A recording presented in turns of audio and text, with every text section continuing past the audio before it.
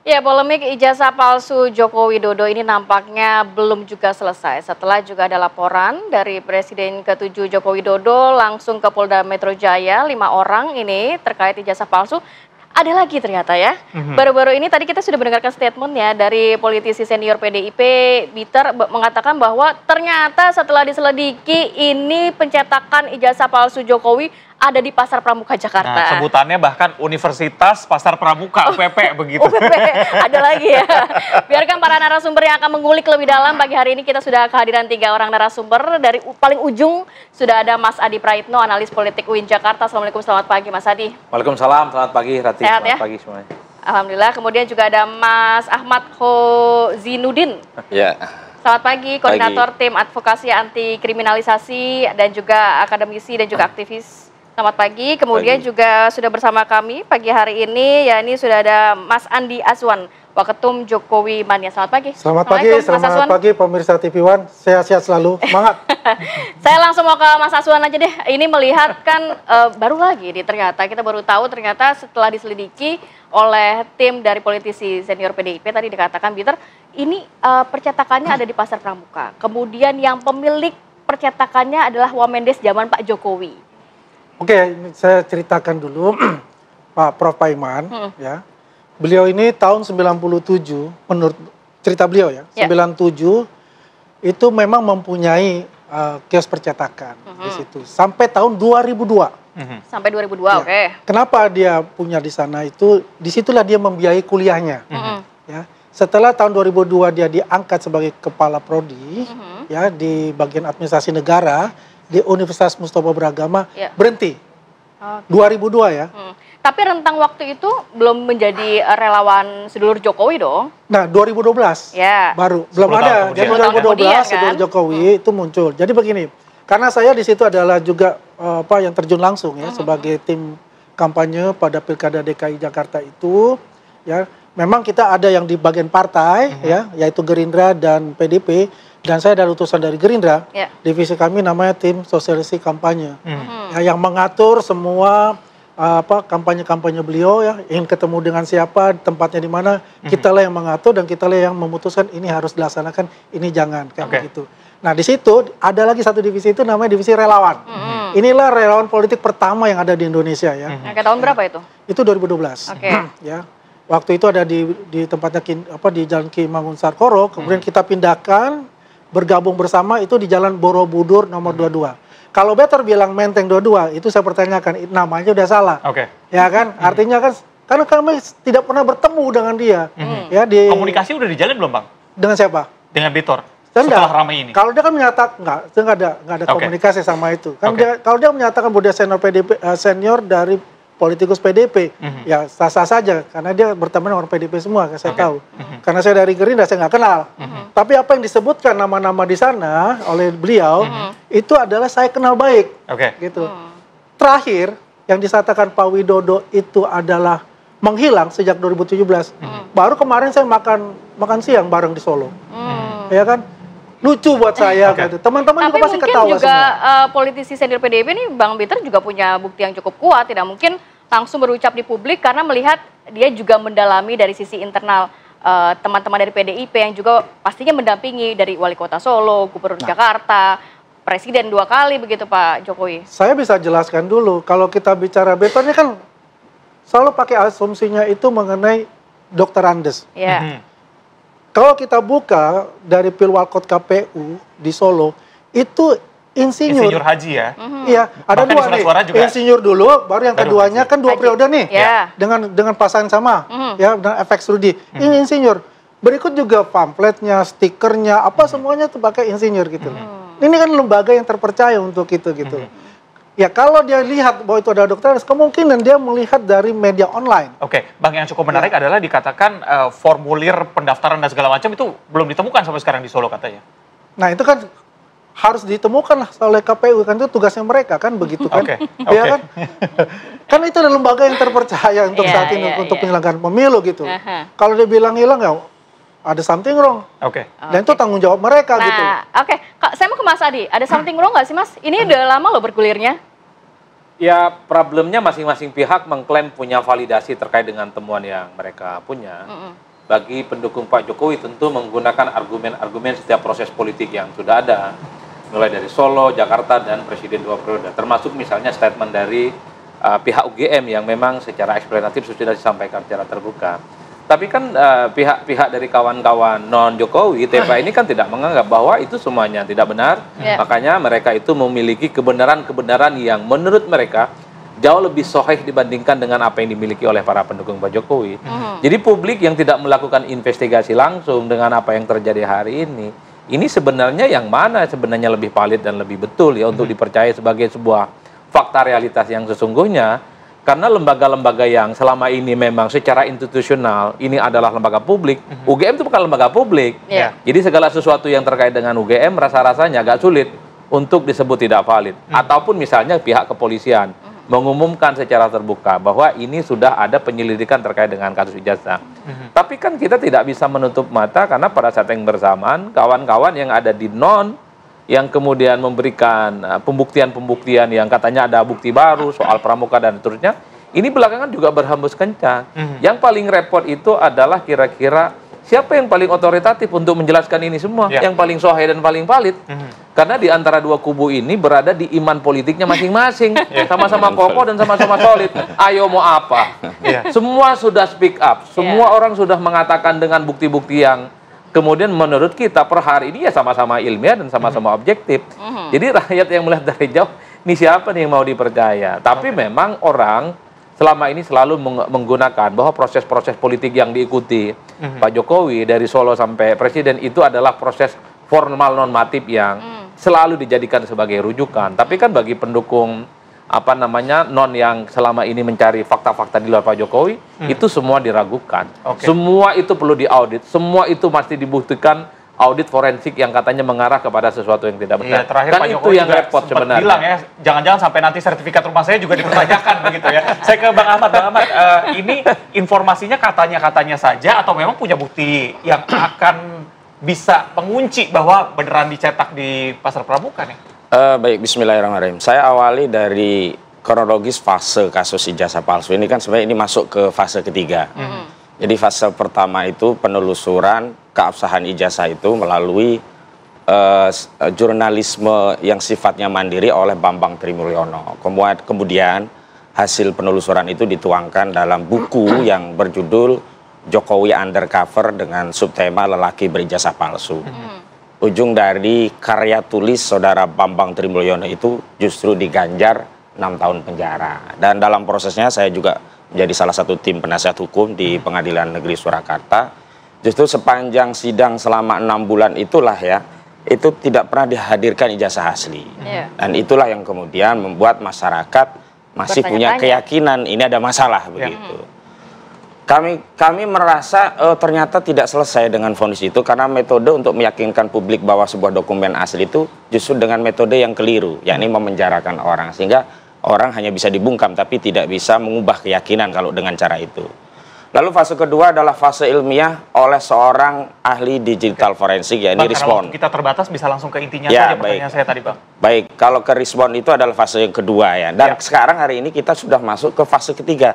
Justru masyarakat tahu ada modus operandinya, yakni ini produk UPP tadi yang disebut. Bang, belum sempat dijawab, benar apa enggak? Punya buktinya untuk bukti bahwa sudah dicetak di UPP dulu? Nah, ini kan sebenarnya bukan bukti yang berasal dari klien kami ya. Tentu kami juga akan verifikasi dan validasi. Dan karena itu saya setuju hari ini perlu otoritas untuk menegaskan mana sih yang benar. Dan kalau kita bicara otoritas karena ini sudah masuk sengketa hukum, maka yang punya otoritas satu-satunya adalah lembaga peradilan, hakim. Kenapa kami kemarin menolak hasil ya dari Bareskrim Mabes Polri? Karena Bareskrim itu bukan lembaga pengadilan, itu juga sepihak, kita juga tidak dilibatkan. Justru hari ini saya makin relevan mengajak untuk Bareskrim, ayo dong buka kembali penyelidikan, karena fakta-fakta baru ini tidak bisa diabaikan, ini akan menjadi liar. Fakta-fakta baru ini harus ya dikonversi menjadi fakta hukum. Bagaimana caranya? Dengan memanggil pihak-pihak yang disebutkan semuanya itu menjadi saksi dan dituangkan dalam BAP, itulah menjadi fakta hukum. Kita tidak bisa mengesampingkan. Juga akan mungkin menelusuri begitu ya. Oh, saya sampai hari ini justru meragukan karena kepolisian menyatakan kasus ini penyelidikannya dihentikan. Padahal dari TPUA sudah mengirimkan permintaan gelar perkara khusus kepada Biro Wasidik dan sampai hari ini belum ada tindak lanjut. Karena itu ini momentum yang tepat bukan hanya bagi pihak Pak Jokowi ya, bagi seluruh rakyat juga pihak kami agar ada closing di kasus ini. Capek juga tiap hari kita ngurusin barang ini. Bang Aswan, capek begitu. Kenapa nggak dari awal Pak Jokowi memperlihatkan saja ijazahnya kepada publik sehingga tidak ada lagi nih yang seuzon ibaratnya seperti itu? Ya, beliau juga pengen untuk bisa memperlihatkan. Buktinya kan sudah diperlihatkan oleh kepada wartawan kan pada saat itu. Cuma tidak boleh dikomentasikan ya. Ya memang kan, karena ini kan akan masuk ke tahap hukum ya untuk itu. Karena sebetulnya beliau ini kan orang yang ya tidak senang lah untuk sampai ke masalah hukum dan sebagainya. Gitu. Ya cuma ya sorry to say gitu ya, karena memang sudah keterlaluan sekali gitu ya. Harga martabat dirinya itu ya tercabik-cabik kalau untuk itu. Karena kami banyak sendiri pihak yang juga mencari bukti-bukti lainnya begitu. Kan kami sendiri nih relawan-relawan semua relawan-relawan itu ya itu kan merasakan hal yang sama kebatinan itu gitu. Kalau Abang sendiri pernah melihat ijazahnya? Sama saya? Ya. Saya nggak melihat ijazah. Walaupun waktu saat itu saya di 2012 saya di tim sana, saya nggak melihat ijazah ya. Ya kan. Jadi hanya melihat ijazah yang memang sempat dikasih. Dan saya apa yang katakan Pak Mas Adi Prey ya, saya percaya bahwa itu institusi yang mengeluarkan dari institusi yang sangat kredibel ya kan adalah UGM. Kan kuncinya sebetulnya dari situ secara mudah gitu. Ya, kalau UGM mengatakan itu adalah itu asli ya kita harus mengikuti itu karena memang itu institusi yang sangat kredibel karena dia mengeluarkan itu gitu. Betul. Bang Ahmad, ini yang cukup menarik adalah tadi Bentor mengeluarkan diksi yang digunakan adalah dicetak ulang. Begitu. Tanggapan Anda gimana? Justru dia tidak menyebut ini palsu, tapi dicetak ulang. Justru itu yang harus diverifikasi secara hukum agar informasi ini tidak menjadi liar. Itu satu. Yang kedua, memang problem kita, ya, problem kita itu pada otoritas itu hari ini ada semacam penurunan kepercayaan dengan berbagai kasus yang ada, sehingga dalam kasus yang lain saja bisa terjadi, apalagi di kasus ini problem dari otoritas yang mensahihkan. Misalkan Barreskrim begitu. Yang kedua, memang ketika otoritas politik melakukan verifikasi terhadap proses misalkan pendaftaran saat di KPUD sehingga KPU itu publik juga tahu, paham. Kita juga paham bahwa proses politik itu verifikasinya hanya sifatnya administratif dan formil, tidak ke material. Jadi bisa saja barang itu lolos walaupun bermasalah. Kan Bupati Simalungun juga pernah dipersoalkan. Sudah 2 periode tapi begitu naik menjadi pilgub itu ketahuan dan kemudian tidak dilanjutkan. Terlepas apakah itu bisa dibuktikan atau tidak, tapi itu kan ketahuannya di pilgub. Saya kira hari ini memang kesempatan kita semua, juga kesempatan Pak Jokowi untuk membuktikan secara hukum. Dan karena kasus ini belum dibuktikan secara hukum, saya juga menyesalkan, menyayangkan Polda ngapain buru-buru menyatakan ada tindak pidana dugaannya pencemaran dan fitnah. Ada pencemaran dan fitnah kan harus ada kepastian dulu apakah barang ini asli atau tidak. Jangan kemudian orang sudah dituduh fitnah, sudah dituduh untuk melakukan pencemaran, sementara barang ini belum dibuktikan secara hukum. Karena itu dalam statement resmi kami dari tim advokasi Pak Roy Suryo dan kawan-kawan, kami menegaskan penyelidikan ini tidak bisa dilanjutkan sebelum ada kepastian barang ini asli atau tidak. Dan barang ini asli atau tidak, ijazah ini ya harus bisa ya dikeluarkan oleh otoritas yang berwenang. Karena hari ini barang ini jadi sengketa hukum, maka otoritas yang berwenang itu bukan penyidik, bukan penuntut umum, bukan juga lawyer, tapi pengadilan. Dan putusan pengadilan itu harus inkrah, baru lari ke proses yang disebut dengan pencemaran. Nah, ini yang saya sayangkan, karena kami juga sudah menyatakan, misalkan lewat Bang Medi Juniarto, sebenarnya ada Perma loh, nomor 1 tahun 1956, kalau ada sengketa keperdataan terkait satu hak keperdataan dalam ini, hak terhadap ijazah apakah haknya Pak Jokowi atau tidak, ini harus diselesaikan dulu, jangan lari ke pidana. Poinnya sudah kita tangkap, nanti kita akan mendengar dari Mas Adi dan juga Bang Aswan seperti apa, tapi tahan dulu sejenak, kita akan kembali saat lagi tetap bersama kami.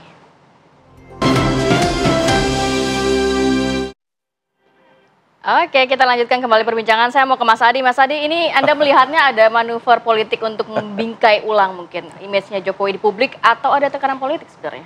Enggak, tentu publik sampai hari ini kan bertanya-tanya apa yang sebenarnya membuat berbagai pihak mencoba mempertanyakan soal ijazah ini ya. Saya kira lulusan UGM banyak lah kan kira-kira begitu. Nah, yang kedua secara prinsip mungkin ini adalah akumulasi dari berbagai politik belakangan ini yang terjadi ya. Mungkin masih ada pihak yang tidak happy dan tidak nyaman dan mungkin juga sewot dengan kebijakan-kebijakan dan manuver politik Pak Jokowi ya sepanjang 10 tahun itu kan saya kira akumulasi. Jadi ketika ada momentum semacam ini, ketika Pak Jokowi tak lagi jadi presiden, gitu ya? Mereka ini kemudian mengkristal dan mengonsolidasi kira-kira apa celah yang kemudian bisa diolah. sebagai upaya serangan balik lah kira-kira begitu. Tapi yang ketiga menurut saya sepertinya memang ada upaya-upaya untuk merusak kredibilitas Jokowi sebagai mantan presiden. Artinya mungkin dengan apa yang ditampilkan per hari ini yang mempertanyakan soal ijazah itu ingin ditunjukkan bahwa ya ini adalah presiden yang sampai hari ini ada kekisruhan dengan ijazahnya. Jadi reputasi, kredibilitas Pak Jokowi itu sepertinya memang ingin dalam tanda kutip ya, ingin ditunjukkan kepada publik tidak seperti yang dibayangkan sebelumnya. Saya menduga jangan-jangan ini ada kaitannya dengan 2029 loh.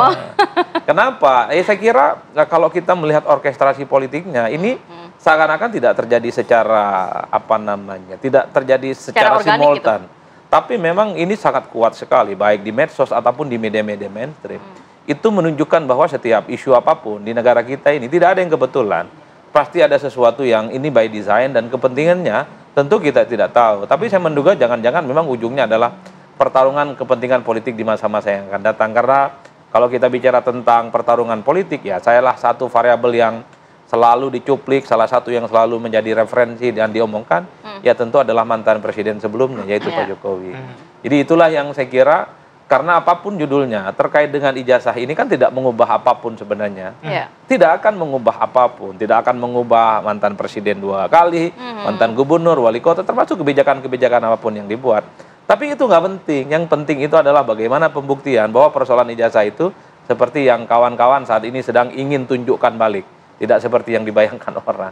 Itulah yang saya sebut sebagai politik yang mungkin semua orang tidak akan bisa menangkap ini dengan indah. Nah per hari ini ya jujurli saja, semua orang kan bertanya-tanya, ini pada akhirnya siapa yang harus dipercaya dalam konteks ini.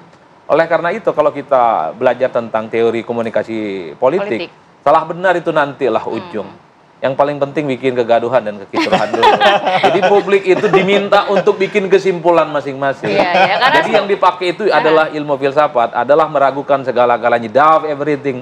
Jangankan soal buku, jangankan soal ijazah, bahkan agama sekalipun, kalau bisa itu dipertanyakan validasinya. Yang paling penting publik itu tidak satu persepsi terkait dengan satu keyakinan yang selama ini dianggap mutlak. Kan kira-kira begitu. Bang Aswan silakan, sepertinya sudah gatal ingin berkomentar begitu. Benarkah ini ada pengaruh ke 2029 dan ada tangan-tangan di belakangnya? Ya mungkin saja itu berpengaruh terhadap itu ya. Biar bagaimana tuh magnitud dari Pak Jokowi ini kan masih cukup besar kan. Yang terakhir berapa persen itu Pak Burhanuddin Muhtadi? 70% lebih kan masih kesukaan kepada Pak Jokowi itu. Yang jelas begini, Pak Jokowi ini membantu penuh ya full speed untuk pemerintahan Pak Prabowo dan Mas Gibran untuk mewujudkan cita itu. Yang jelas kegaduhan-kegaduhan yang timbul ini memang harus segera diselesaikan ya secepat mungkin gitu. Mungkin dengan nunjukin ijazahnya bisa selesai. Enggak, jangan sampai gini. Ini banyak penumpang gelap dan pansos ya, ya termasuk Betor itu ya kan, apalagi menyeret-nyeret nama PDIP gitu loh. Ini kan luar biasa nih, bahaya loh sebetulnya. Karena beliau itu tidak masuk dalam struktural dari PDIP itu gitu. Apakah dia ingin membenturkan Jokowi dan PDIP lagi? Ya kan, mengambil celah-celah kesempatan di situ. Ya kan bisa saja terjadi gitu loh. Apalagi dia mengatakan bahwasanya majority, dia bilang kan, bupati, gubernur, wali kota dari PDIP itu semuanya nyetak di Pasar Pramuka. Ya, pertanyaan saya, Universitas Pasar Pramuka itu Jokowi atau yang tadi? Kan begitu pertanyaan besar kan itu. Dan dia itu ya kalau saya katakan dia itu oknum gitu. Oknumnya. Bang Ahmad kalau melihat tadi dikatakan ada penumpang gelap nih, takutnya ini memang ujung-ujungnya ke 2029. Ya, kalau namanya analisa terkait di luar hukum itu apapun bisa jadi. Bahkan dengan teori katuk-matuk, istilah orang Jawa dipas-pasin, dicocokmologi gitu, dicocok-cocokin ya. Itu semua juga bisa berkait. Dan kalau menggunakan teori yang sama, sebenarnya kan bisa saja ini justru kehendak dari Jokowi ya ingin mengadu memecah belah anak bangsa dengan menahan ijazahnya misalnya. Karena secara hukum sebenarnya pembuktian non litigasi itu juga dibuktikan. Menunjukkan bukti itu tidak hanya di pengadilan. Jangan menuduh di luar pengadilan pun bisa.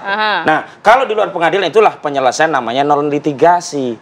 Kalau saya sudah berkali-kali sampaikan, kalau saya jadi kuasa hukum Jokowi, saya bilang, Pak tunjukkan saja.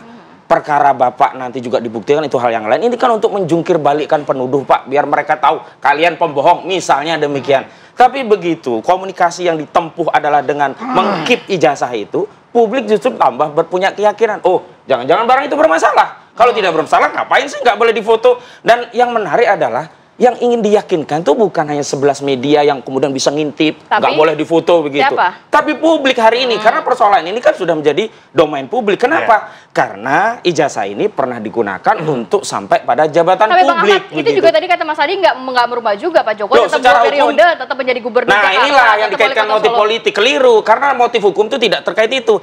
Pasal 263 sampai hari ini tidak pernah dianulir. Pemalsuan dokumen itu kejahatan. Apakah kita mau membiarkan kejahatan merajalela dengan menyatakan, oh nggak ada konsekuensinya ini dengan jabatan sudah berlalu? Enggak. Berarti tujuan dari Anda apa dong, Bang? Loh, kalau tujuan dari Roy Suryo dan kawan ingin menegakkan hukum, ini ada dugaan tidak pidana, dugaan kejahatan, sudah ada bukti-bukti. Berarti Ayo sampai ke pengadilan. Pidana, keinginan dari pihak Anda sampai Loh, ini kan sejak awal sudah pidana semua. Ada 2 pidana yang berjalan di Barreskrim. Laporan TPUA terkait dugaan pemalsuan dokumen ijazah Jokowi. Di Polda, laporan terkait dugaan adanya pencemaran dan fitnah. Nah, makanya harus dibuktikan dulu barang ini asli atau tidak gitu loh. Katanya. Ya, itu kan versinya saudara kita. Iya. Pemalsuan kejahatan loh. Tugas dia Makanya kan dugaannya harus dibuktikan. Tugas beliau kan sebagai lawyer ya memang harus membela klien ya, apapun itu ya, dengan konsep-konsep beliau sebutkan tadi. Ya di pihak kami ya bahwasanya sudah berjalan di pengadilan gitu kan. Ya mungkin mediasi sudah tidak ada ya kan. Ya kita tinggal mengikuti aja alur yang sudah ada. Bagaimana ya dipercepatlah dari Polda Metro Jaya ya. Sampai mana ini? Kalau ini masuk ke tahap penyidikan ya monggo. Kalau diberhentikan ya monggo gitu kan. Kan ada alasan-alasan yang disebutkan di situ tadi. Yang jelas kan sepengetahuan saya ini masih mengumpulkan barang bukti dan saksi-saksi. Hampir lebih 30 saksi yang sudah di ini kan. Jadi kan ini benar-benar fokus dan benar-benar serius gitu. Apalagi kan dari Polres-Polres itu kan ditarik lagi kan ke Polda. Jadi intinya adalah udahlah kita sabar-sabar aja. Jangan sampai ada penumpang gelap lagi nanti yang bikin acak apa deh. Catuk matuk gitu ya.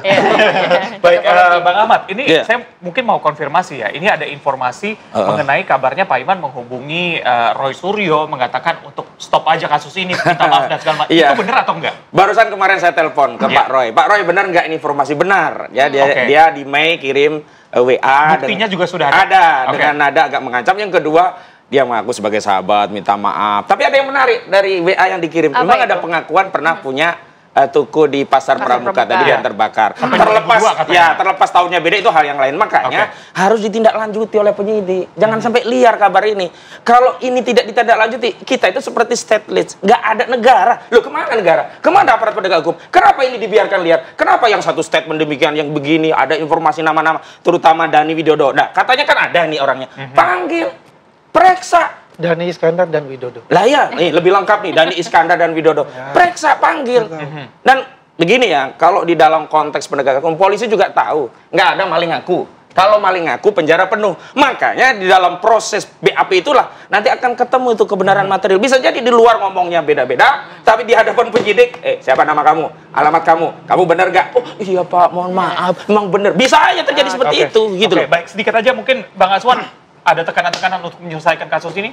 Nggak ada tekanan-tekanan. Kita seperti the water flow aja. Air mengalir aja, gitu ya. ikutin arus aja semuanya. Ya kan wajar lah kalau ada yang berapi-api untuk bicara itu kan wajar. Saya kadang-kadang juga berapi-api gitu kan. Tapi yang penting adalah kita ingin ini semua damai gitu. Sedamai senyuman. Biar nggak perang kayak Iran Amerika ya. Gitu. Mas Adi, kita pengennya publik tidak hanya disuguhi mungkin gimmick-gimmick lah atau perang antara, bukan perang ya, maksudnya saling serang begitu ya. Apa yang harus mungkin ditangkap dari hal ini? Inilah logika publik kita per hari ini. Sesuatu yang mungkin tidak ada urusannya dengan mereka secara langsung menjadi ramai. Jadi diskusi perang sekalipun kalah dengan diskusi ijazah. Hal-hal yang... Jadi kalau kita ini aktif berdiskusi di semua kanal media sosial dan media mainstream, yang rating paling tinggi itu adalah soal ijazah. Iran, Israel, Amerika, perang-perangan pakai rudal. Lewat tuh ya. Itu tenggelam. Sekalipun misalnya per hari ini sudah mulai bicara tentang bagaimana sekolah untuk rakyat, program makan bergizi gratis.